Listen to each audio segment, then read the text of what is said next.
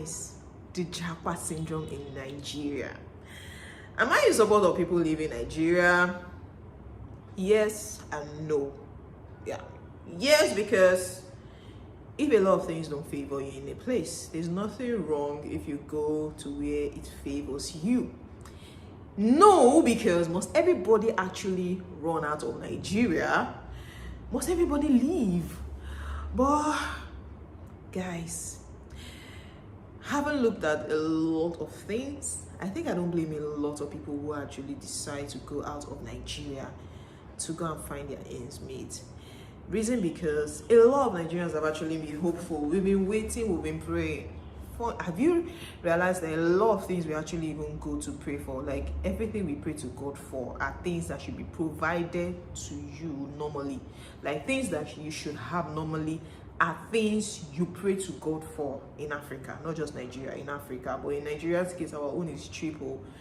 Because the issues we are going through every day, come to think about it, you grow, like you go through secondary school, you go through university 4 years, or in 4 years course you do 6 years because of ASU strike. Nobody even cares about your education. But let me not even start from there yet. Like you now finish school, there are no jobs out there for you to do. The little job, there's no job, nothing. Then you're there wasting 25, 26, 27, 25, you've not even gotten a job, and you know what it feels like. And you'll be like, oh, can't you do business? Not everybody's wired to do business. Not everybody is trained to do business. Not everybody is inclined to do business, or not everybody's going to be an entrepreneur, no matter how you paint it or not. There are people who white collar is their thing, because if you say everybody should do business, so who is going to be in the bank? Who is going to receive your money in the bank? Who is going to be your call center person? Who is going to attend to you when you go to recharge your DSTV? There are so many things you need people. Who is going to be your, somebody who is going to be your PA? Who is going to be your secretary? Who are the people going to do this thing for you if everybody becomes an entrepreneur, right? Now, that's one. Go to school, there are no jobs. Security, as little as your protection, you literally have to get it yourself. In Nigeria today, you can't even travel interstate without so much fear. I saw a story sometime last year, I think November or December last year, of a student who schools in Enugu. Because of the fear or what is going on in Nigeria, she decided that, okay, let me fly from Lagos to Enugu. Now she had to fly from Lagos to Enugu. From the airport to her school, she was still kidnapped. That still happened to her. And almost every day we see stories online of kidnapping. And if you're the one, even if a close relative or a family member has ever been involved in any of these things, you will know the trauma people go through. So tell me why such a person that tells you they want to relocate and you tell them not to. I'm not saying this because everywhere is safe or everywhere in the world is safe, but there still is some sort of protection. There's a system that is working. Tell me what system is working right now in Nigeria in terms of security. Now, election is in February. I can bet you, yes, I know I'm currently in Ghana, but I can bet you a lot of Nigerians are really, really scared. I won't even be surprised if a lot of people don't come out on election day because of fear of their life, because nobody knows what is going to happen. Nobody knows the talks that are going to come out. Nobody knows who politicians are going to use against the youth, because of course a lot of youth's heart, everybody knows where your heart is. Our hearts are, we want the right man, we want a visionary, we know where our hearts are, right? But these older politicians can decide to hijack the whole thing up. And hijacking it up, you know what that means. Fear of life. Like anything can happen. Now that alone, your normal life, your day-to-day activities, you're scared. So many things going on. You can't even enter a train. Like, okay, government decided to build train from one state to the other. Now you cannot. I saw the one that they said happened in Edo State some days ago. Now, it's almost like it's only the rich that can afford security in Nigeria, because you are literally moving around with a bulletproof car and with all kinds of mopo, maybe escort. You have your escort guarding you on the roads, yes, with your bulletproof car. Of course, even the security, the mopo that is even protecting yourself is not even protected, because if anything happens, the man is gone. Like, we've seen that happen in so many cases with politicians and other rich people in the country. That is security alone. I've not even gone to other things. Then we want to talk about healthcare. Healthcare in Nigeria is in shambles. Like, it's almost zero. Yeah, I know there are a lot of people who have gotten good healthcare in Nigeria, but it still costs you a lot of money to get that. When we talk about access to healthcare, I'm not talking about a few people being able to get it, right? I'm talking about walking into a government hospital, walking into a health center, and being able to get quality healthcare. That's what I'm talking about. There are certain things now that people, like, as little as what you have to fly somebody outside of Nigeria to go and get it. So tell me why somebody like that now will not. You imagine battling a terminal case and you have to sit in Nigeria to battle such a case. Like, how? You have to go to India, you have to go to the US, you have to go to UK to get access to basic medical care. It's that bad. Now look at it, almost all our doctors are literally out of the country. What's the reason why? They pay. You expect a doctor who spent 7-8 years with ASU strike, sometimes 9 years in the university. You go through medical school, you do all of this, you write all the exams, then you come out and somebody's paying you 50,000, 100,000 to do what exactly? 100,000.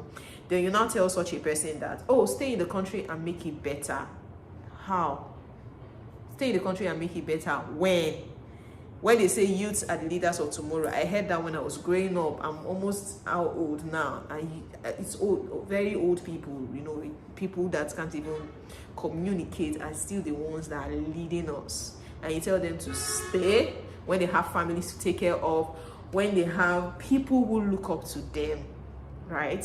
And some countries are there welcoming them with, you know, with good package, and you tell them to stay behind. In December, one particular bank in Nigeria was called out, you know, because of their bad services, and a lot of people kept saying all their IT guys don't japa. All their IT guys don't japa.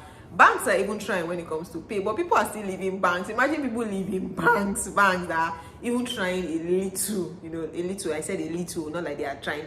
Like, in terms of pay, banks are even trying, but they are still going. You see a relationship manager, like a manager, doing well in Nigeria, still decided to go out there. Reason being that, okay, you want to tell me that, oh, I have all the money, I'm big, they are paying me $1 million, they're paying you 2 million naira in Nigeria. If you're earning that kind of money, I hope you need a mopo, you need security 24 hours in your house.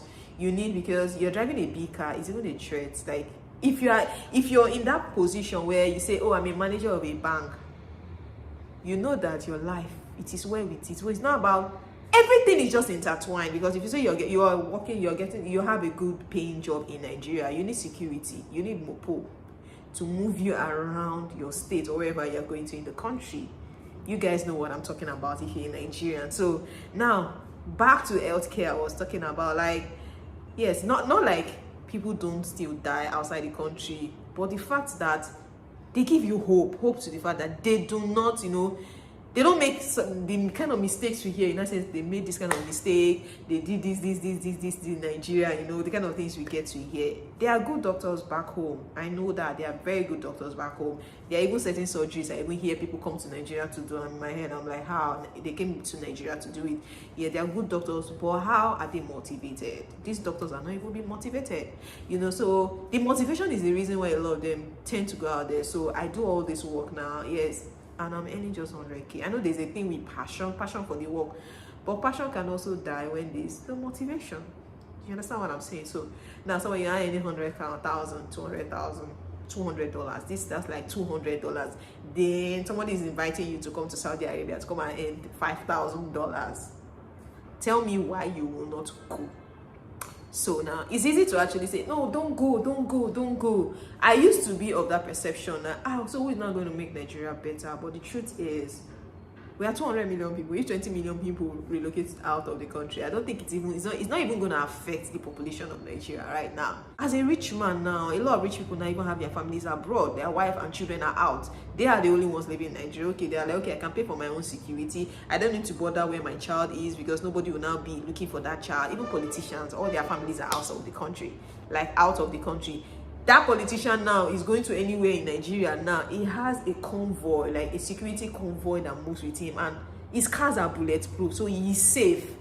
So you now tell somebody now that you have to pray for you to move from one bus stop to the other. You have to pray and plead blood on Jesus. That you have to do all these things. That these are things that your country or your government is supposed to provide for you normally. These are things you will not be binding and be praying for.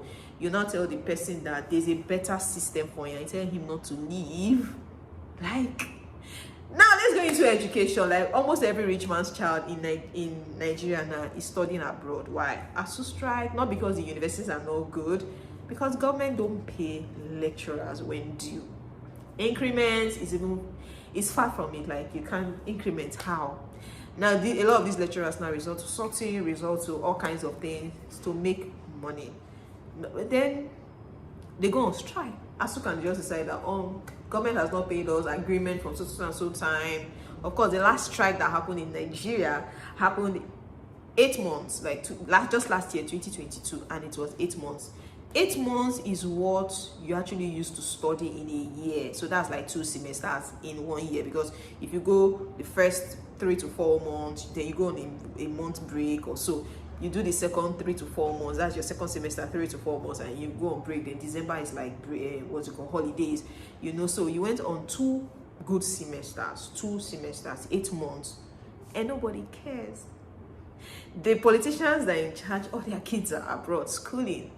The big men, all their kids are abroad schooling. None of them actually leaves that child, except maybe private universities in Nigeria. But you still see a lot of big men who can put their children in private university. They still prefer to send them outside of Nigeria because they want good quality education. Private universities are good, but a lot of you can agree with me that it's more like a secondary school, right?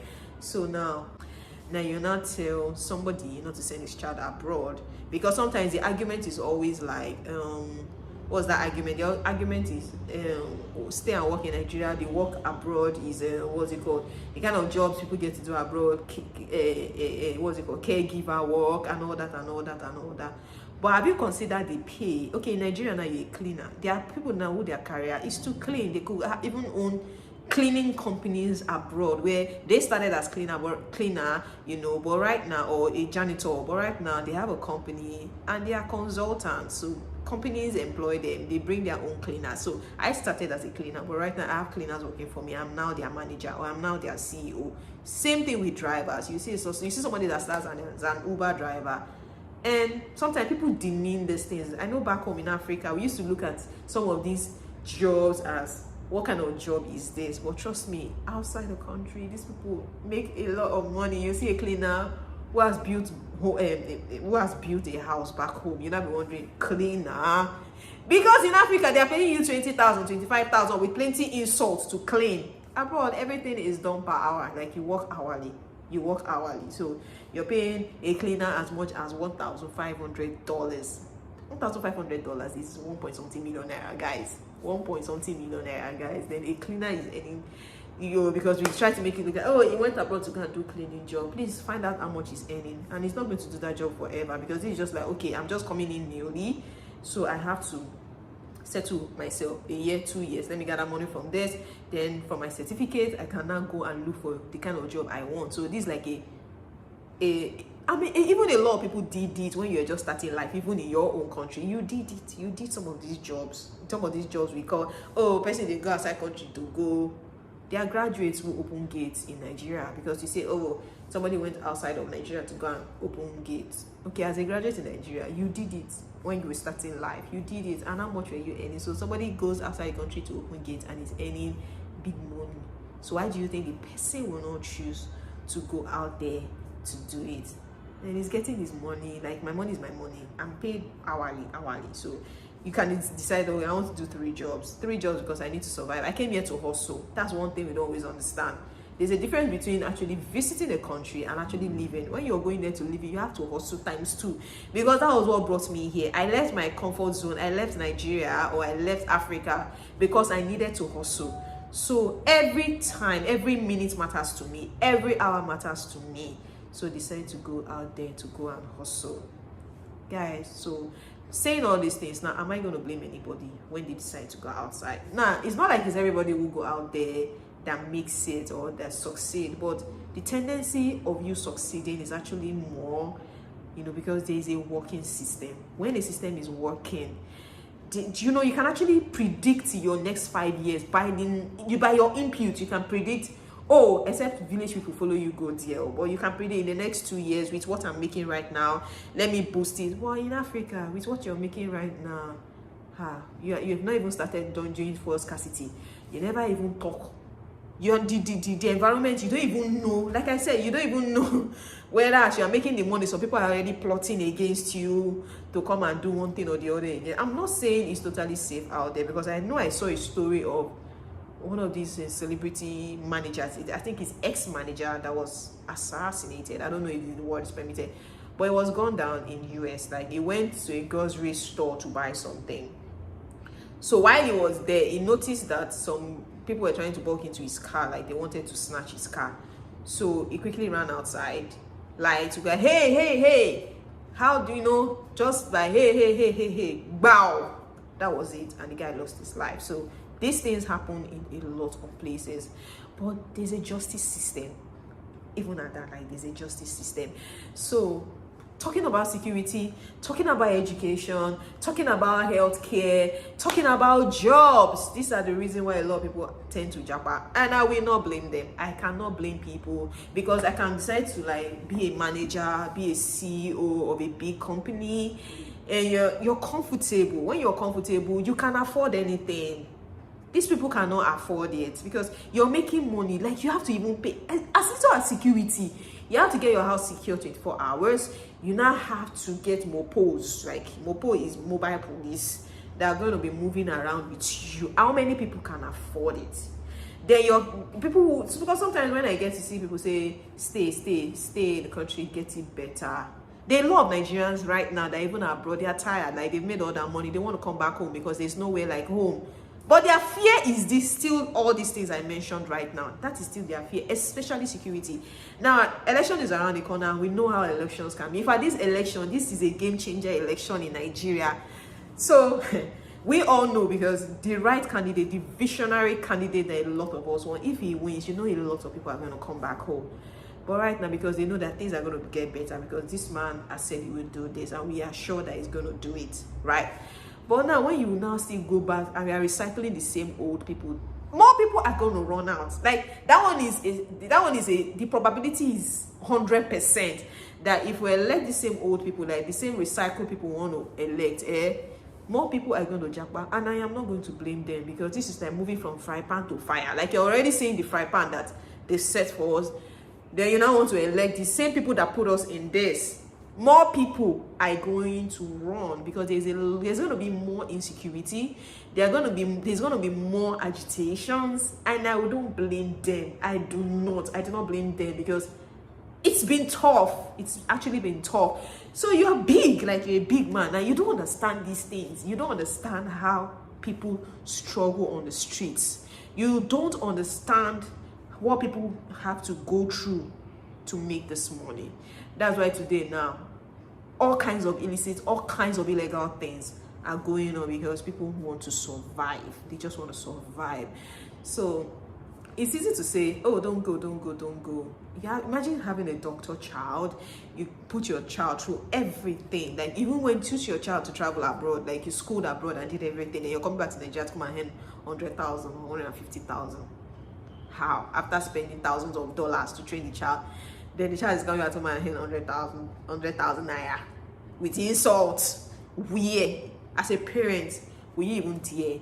So that's why most people, when their children in school, they stay there to begin. They stay there to start working, because they don't even want evil eye, village people eye. They don't want it.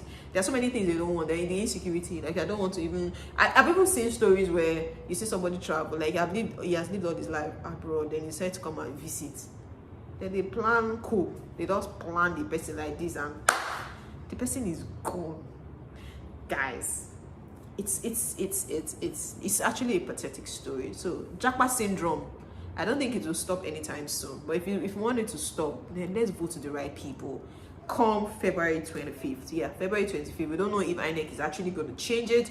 But come February 25th, we need to vote the right people. We cannot be saying we want a better Nigeria and we keep voting in the wrong people, guys.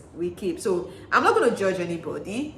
if I've not been in people's shoes, if you've never been in anybody's shoes, never criticize or judge them for taking certain decisions. That is the truth. But when you hear stories of kind of things going on, no jobs and all that, it is justifiable. Like, you can say, please, if this is what will save you, just go out there. Because I can't imagine always praying. Like, things that should be normal, you pray for a job 10 years. When you now even get the job, you're now becoming very, very big. You now start paying for your security. You start praying for that one. Then, God forbid, you now have maybe a father or mother that is challenged in their health. You have to start looking for money to send them abroad for medical treatment. Then you now have your child. Then, because of ASU strike, you start praying again for ASU not to go on strike. No, it's actually too much. It is actually too much. So, I don't blame anybody. But let's do the right thing come February 25th. That's it. That's just all I can say. I'm not saying the visionary leader we have at hand now can do everything. But do you know what it feels like when you have hope that Nigeria is coming back on track? Like, we are coming back on track. That hope, because you're voting in people who don't have clue of anything. You're just now more, we are going back 50 years behind. May not be what will happen to us, honestly. But we want that hope that yes, we are getting it. We are getting there. Do you guys get it? So, all right, guys, thank you so much. We decide, if you've not gotten your PVC, please do well to get it. I'm not going to judge anybody. If you want to Japa, please run for your life. Like, your life is important, because if anything happens to you, what would they say? Nigeria happened to him. May Nigeria not happen to anybody. That's just the truth. All right, thank you so much. Please give the video a thumbs up, and subscribe to my channel. Thank you so much. Bye.